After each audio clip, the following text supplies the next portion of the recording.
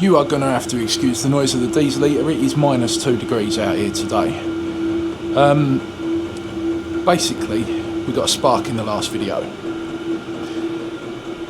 I'm a bit concerned about the corrosion on the frame, so I've decided I'm going to strip the whole frame down and see how bad the underneath is. I know this has only got to make a 16-mile trip, well 32 in total because we've got to get home afterwards, but I want it to hold up.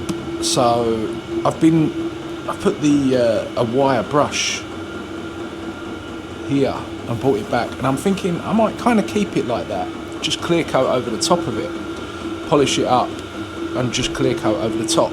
But I want to make sure in here, and obviously I've got to clean up the engine, I want to make sure that's all going to hold. But we do have a spinning back wheel now, so that's a win as well. Let's get this stripped down and see where we stand.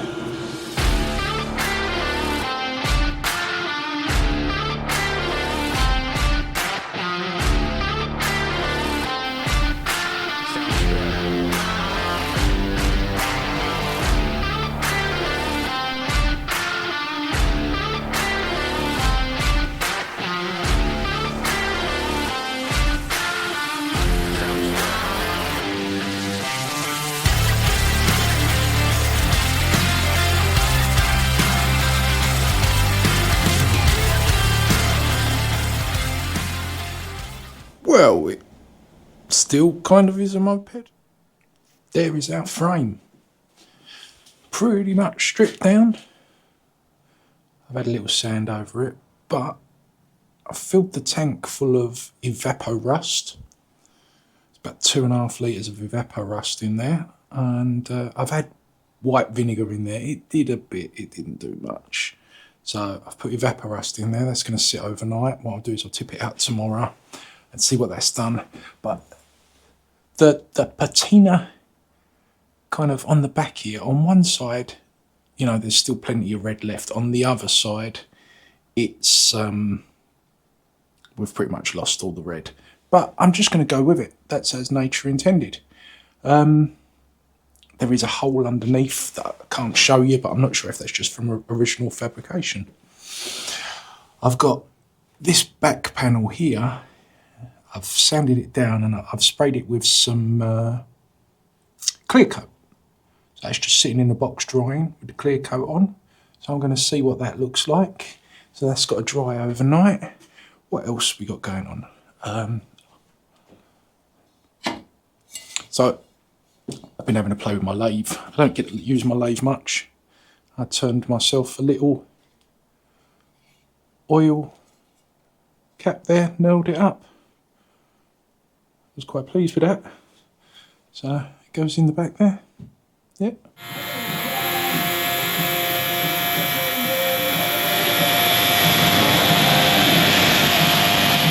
Carbs out the ultrasonic cleaner.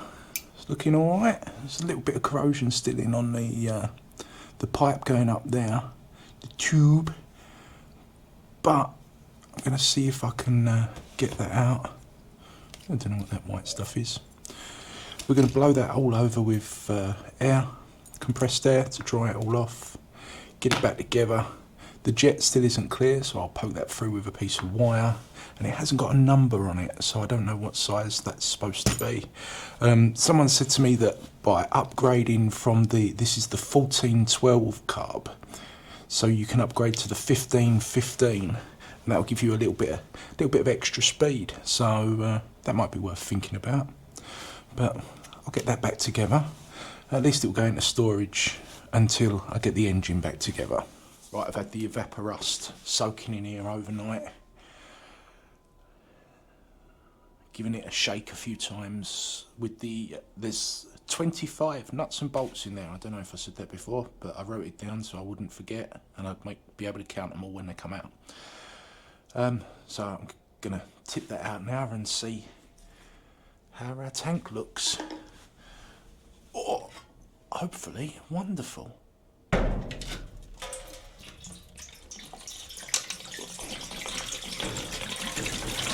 Oh dear.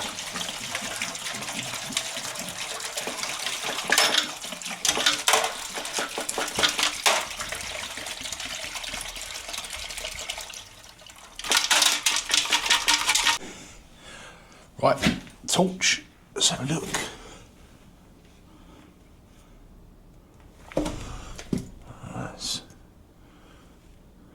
It is better. You can't really see that, can you? Let's have a look. Oh, it's a lot better. Loads of the rust's come out. That's what it looks like, filth. So I filtered in the old stuff. That's what the filter caught.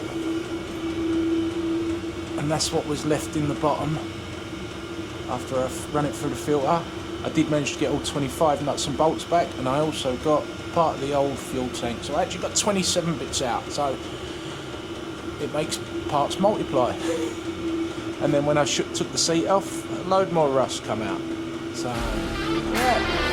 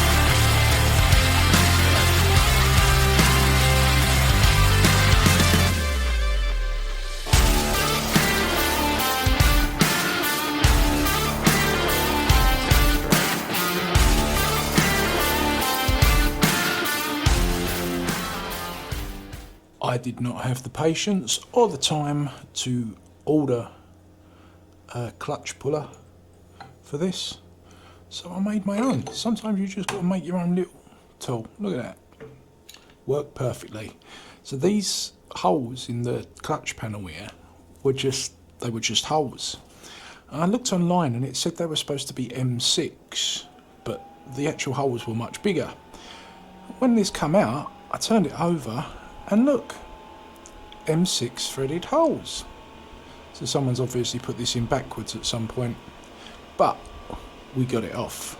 Sometimes you just got to make your own tool. I'd call that a win. We're keeping that.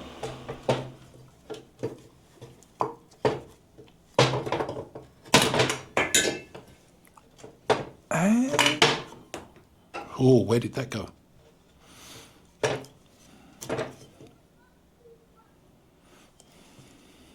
Engine. We have split the engine.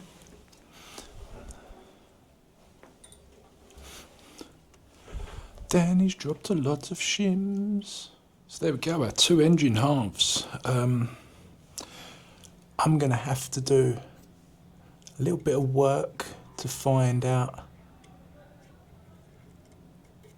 where everything goes correctly. All the shims I'm going to have to get cleaned up and disassemble this. I want to do it in some kind of order. So I haven't done any filming today.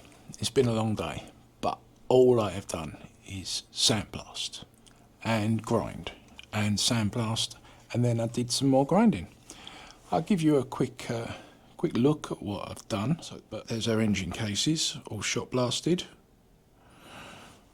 They're looking all right.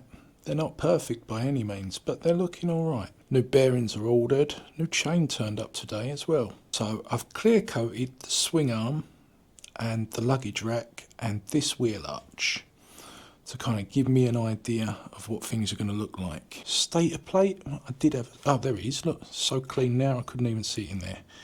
I think you'll agree that come up a lot better. So we can rebuild the stator plate. Carbs all clean and back together. While I was searching around in the garage today, I just kind of looked, and if you look over my shoulder up there, I'll show you what I found. Let's put you down. So I'm a hoarder.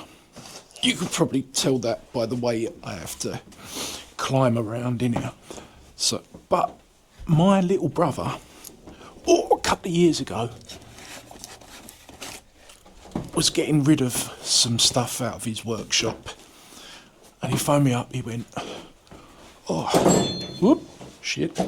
He said to me, "I've got some bits, do you want them?" And I went, yeah, I'll have them. Didn't know what they were. I had no use for them, but I had them. Look at them. Shiny shocks, 260mm, the same size as the rusty old crap ones that have come off this bike. So I might use this on the frame. I think they look a bit sexy. So this is the result of the second rinse out with the Evaporust. Yeah, a load of nasty still in there. I decided to reuse the old Evaporust that I'd already put in there, filter it through, blah, blah, blah, blah, blah. That was in there about a week. The tank's not looking bad now. So back on the lathe again, and I put the pedal shaft in the lathe, and there was all corrosion along here. And I just run that lathe up there, just slowly took it off. It was nice. I've done the same on both ends. So that's going to be about it for this episode. Hopefully we'll have some gaskets. We'll start rebuilding the engine. I've got gaskets, bearings and seals all on order. Subscribe. There's a little button there. Or maybe it's there, I don't know. Just press it. Subscribe. Like. Leave me a little comment. Tell me what you think. If you know anything about these bikes. Any advice. The Minarelli V1. Anywhere that I can get spares in the UK, that would be good, because it cost me 60 quid for gaskets. But anyway, like, share, subscribe. See you soon. Love ya. Bye.